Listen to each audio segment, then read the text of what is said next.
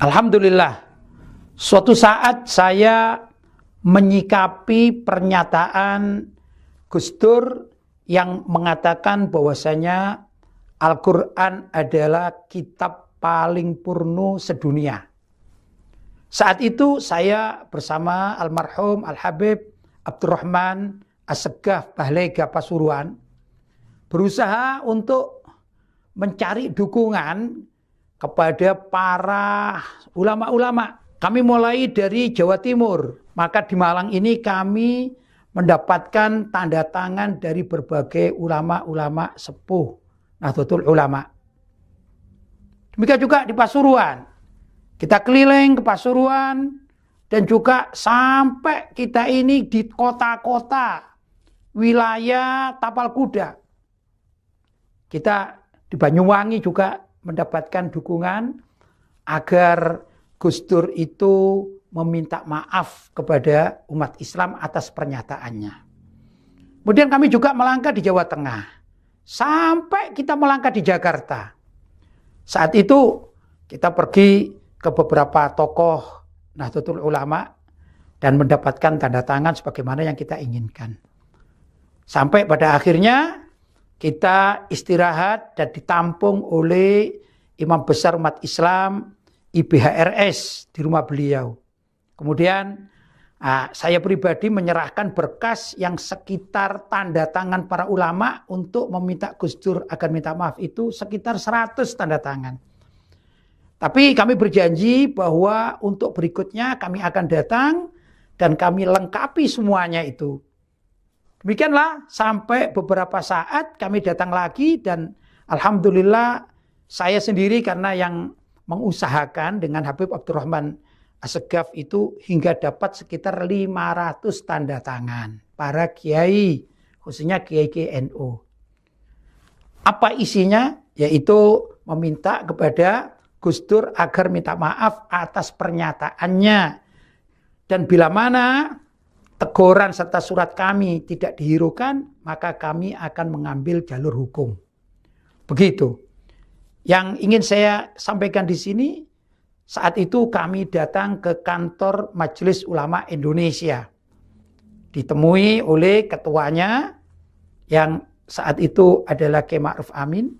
Kemudian kami serahkan berkas itu, ternyata beliau mengatakan, jangan saya, karena saya ini sudah berkali-kali berpolemik dengan Gus Dur. Begitu. Kemudian kami bertanya, lah kemana kita akan memberikan? Ringkas cerita, beliau menganjurkan agar kami datang langsung ke kantor PBNU. Maka kami pun bertiga, saya, Habib Abdurrahman Assegaf Pasuruan, diantarkan oleh Imam Besar Umat Islam IBHRS itu menuju ke kantor PBNU dan kami di sana diterima oleh Kiai Haji Hashim Muzadi. Nah, yang ingin saya sampaikan juga, saat kami menunggu panggilan, ternyata di kantor PBNU itu sedang ada tamu dari Iran. Kenapa demikian? Ya, saya tahu persis karena kita menunggu dan kita dapat informasi dari almarhum Bapak Haji Rozi Munir. Kami harus menunggu dulu giliran. Di tengah-tengah kami menunggu, datanglah seorang tokoh dari Jakarta yang bernama Hasan Al-Idrus. Ini tokoh Syiah. Turun dan ketemu dengan kami karena kami ada di situ. Dan Hasan Al-Idrus ini kemudian memberikan hadiah kepada saya, namanya majalah Syiar. Saya pun mengatakan, ya terima kasih, tapi ini majalah Syiah kan? Saya katakan begitu. Dia mengatakan, ini Syiar majalahnya. Saya jawab, lah iya majalah Syiar itu majalahnya Syiah. Kemudian Hasan Al-Idrus ini diam dia dan turun. Nah setelah itu kami lihat tokoh-tokoh dari Iran di PBNU, ini pada turun semua karena pertemuannya sudah selesai. Begitu. Kemudian kami diajak oleh almarhum Bapak Haji Rozi Munir untuk ke lantai 4. Yang di situ kita bertemu dengan Kiai Haji Hashim Muzadi dan kami serahkan berkas itu. Ternyata beliau mengatakan, Jangan saya, kalau saya tidak ada artinya karena setiap saat kita bisa ketemu di sini dengan Gus Dur. Maka kalian bertiga saja kalau bisa datang ke kantor Gus Dur. Kemudian kami bertanya, di mana kantor Gus Dur? Beliau mengatakan itu di bawah sana di pojok. Kemudian kami datang ke kantor Gus Dur dan kami bertiga menyerahkan berkas itu dan kami minta kepada Gus Dur agar Gus Dur minta maaf kepada umat Islam atas pernyataannya.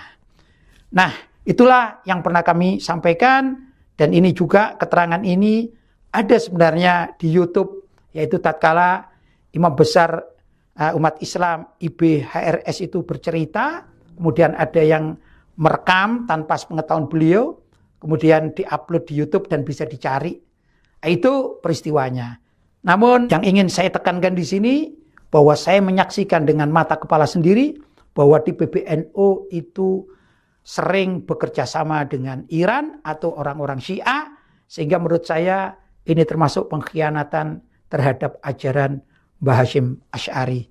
Yang mana beliau mengatakan jangan sampai warga NU bekerja sama atau mengikuti apa-apa yang datangnya dari Syiah, karena Syiah ini termasuk aliran sesat.